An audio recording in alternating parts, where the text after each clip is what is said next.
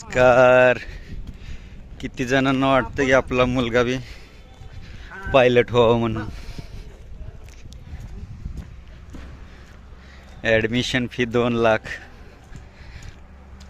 1 ते 1.5 वर्षापर्यंत पूर्ण प्रशिक्षण होईपर्यंत 50 ते 55 लाख रुपये एका विद्यार्थ्याची फी. त्याच्यानंतर नोकरीसाठी किती महिन्याला पगार 1 लाख 1.5 लाख किती मिळतो त्याच्यावर. एअरलाईन्सला लागणार का कुठे लागणार त्याच्यावर.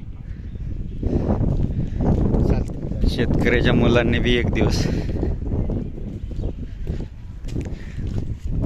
असं विमानात बसावं असं मला बी वाटतंय.